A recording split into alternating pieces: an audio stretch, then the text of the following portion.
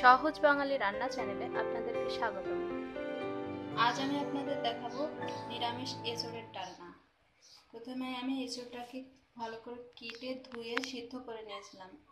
চলুন দেখে নেওয়া যাক আজকের রেসিপি। পুরো কাঁঠালটাকে আমি কেটে নিয়েছি। এবার একটু ভালোভাবে ধুয়ে নিতে হবে, এমনভাবে ধুতে হবে যেন একটু আঠা না থাকে।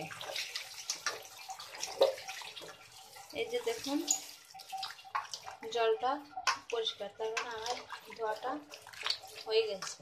এবার আমি এটাকে সিদ্ধ দিব। এঁচোড়টাকে এবার আমি সিদ্ধ বসিয়েছি। রান্নার আগে সিদ্ধ করে নিতে হবে।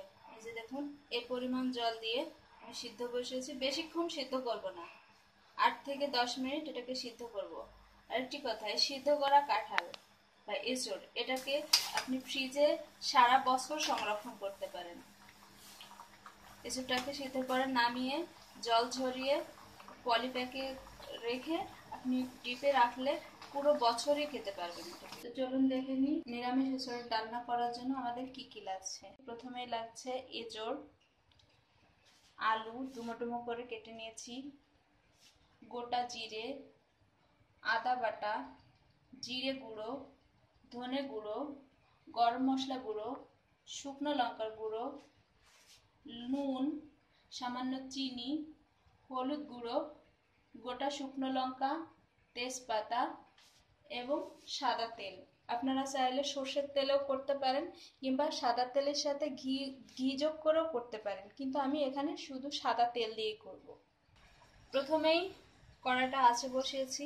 দেখুন কড়াই গরম হয়ে গেছে। আমি এতে সাদা তেল দেব।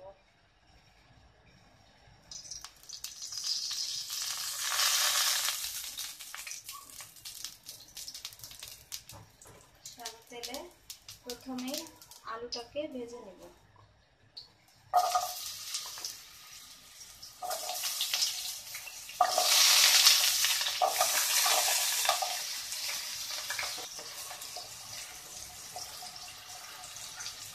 আমি কিন্তু আলু ভাজার সময় লবণ হলুদ কিছু দিইনি। আমার আলুটা ভাজা হয়ে গেছে, আমি আলুটা তুলে নিব।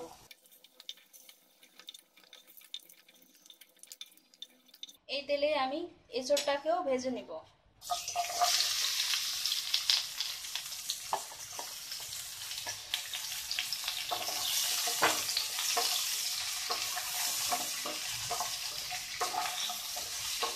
আপনাদের মনে হতে পারে আমি আলুটার সঙ্গে লবণ দিলাম না, আসলে আমি আলু এবং এঁচোড় দুটো একসঙ্গে করার পরেই লবণ এবং হলুদটা দিব, তাতে পরিমাণটা আমি বুঝতে পারবো।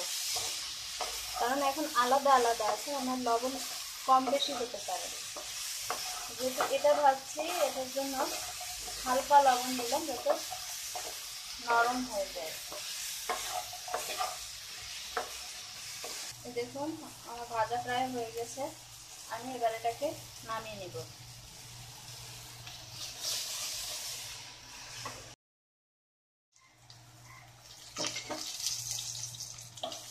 আমি এর ভেতরে দিলাম তেলটা গরম হলে দিলাম গোটা জিরে, গোটা শুকনো লঙ্কা এবং গোটা তেজপাতা। আপনাদের বলে রাখি, আমি যে দেখিয়েছিলাম যে মশলাগুলো, তার ভেতর থেকে 1 চামচ আদা বাটা, 1 চামচ জিরে গুঁড়ো, 1 চামচ ধনে গুঁড়ো, 1 চামচের একটু বেশি শুকনো লঙ্কার গুঁড়ো এবং 1 চামচ মতো হলুদ দিয়ে আমি এভাবে একটা পেস্ট বানিয়ে নিয়েছি। এখন আমি এই পেস্টটি দিয়ে দিব। ভালোভাবে নাড়তে থাকবো।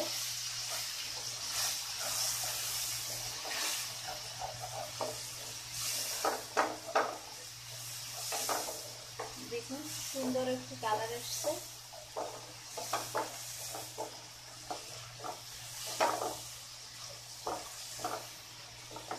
মশলাটি কষানো হয়ে গেছে। আমি এর মধ্যে এবার দিয়ে দেব ভেজে রাখা এঁচোড় এবং আলু।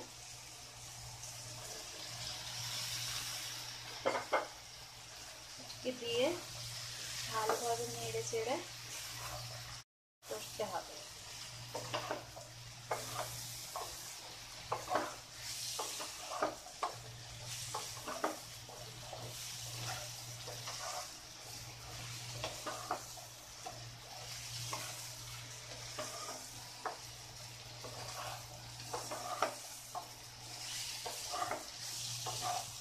আমি যে পেস্টটি বানিয়েছিলাম ওর মধ্যে হলুদ দেওয়া ছিল, তাই আমি এখন আর হলুদ যোগ করব না।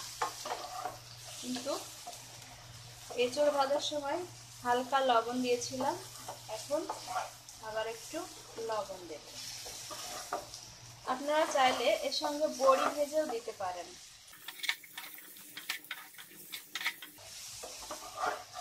দেখছেন কড়াই লেগে লেগে যাচ্ছে, তাই আমি হালকা জল যোগ করব।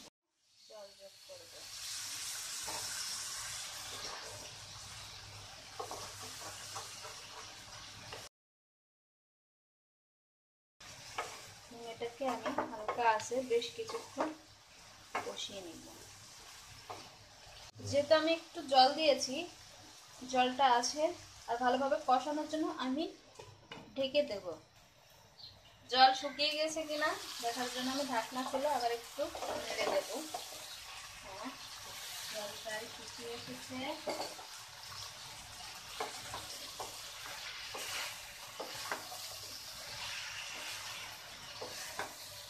ভালোভাবে নেড়ে চেড়ে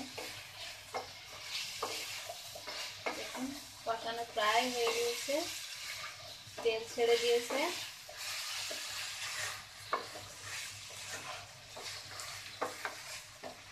এঁচড়টা যেহেতু আগে থেকে সিদ্ধ করা ছিল এবং আলুটাও ভেজে নেওয়া, তাই রান্না করতে খুব বেশি সময় লাগবে না। আমাদের কষানো প্রায় হয়ে গেছে। সিদ্ধ হয়েছে কিনা দেখে নেওয়ার জন্য আমি একটু খুন্তি দিয়ে করলাম। হ্যাঁ, আলু প্রায় সিদ্ধ হয়েছে, তার মানে আমাকে খুবই অল্প জল দিয়ে ঢাকা দিয়ে দিতে হবে। আমি এবার জল দিয়ে দিব। আপনি যদি ফোটানো জল দেন তাহলে রান্নাটা তাড়াতাড়িও হবে এবং রান্নার স্বাদটাও একটু অন্যরকম হবে। তো আমি এখানে ফোটানো জল দিচ্ছি, খুব বেশি নয়, দেখুন এরকম এক বাটি মতন দিয়ে একটু ভালোভাবে নেড়ে চেড়ে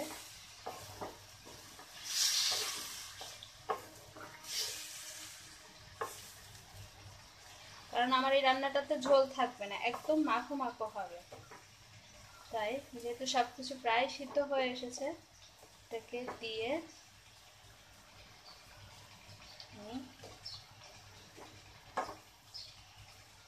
ঢাকা দিয়ে রাখবো 5 মিনিটের মতো। এবং রান্নাটা কিন্তু আমার মাঝারি আঁচে হচ্ছে।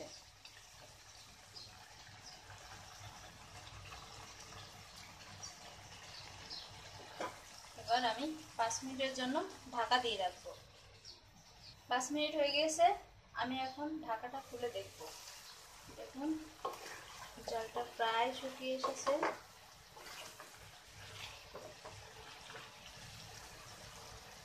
আমার আলু সেদ্ধ হয়ে গেছে, আলু সেদ্ধ হয়ে গেছে, এঁচড় তো সেদ্ধ ছিল। আমি একটুখানি দেখে নিয়েছি, লবণ আরো একটুখানি যাবে।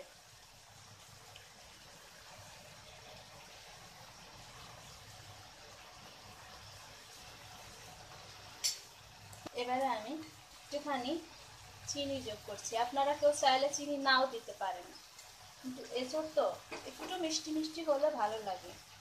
এবং দেব অল্প পরিমাণ গরম মশলা।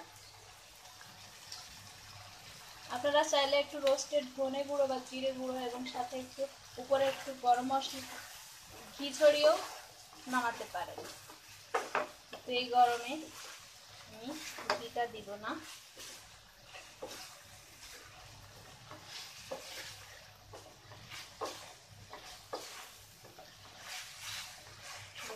সুন্দর মাখো মাখো হয়ে গিয়েছে।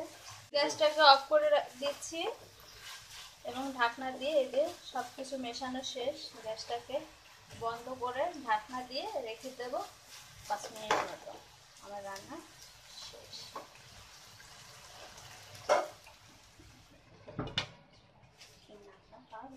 তৈরি হয়ে গেল আমাদের নিরামিষ এঁচড়ের ডালনা।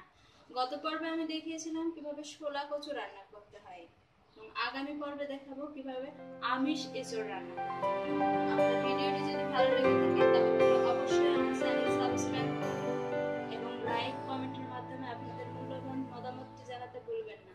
ধন্যবাদ।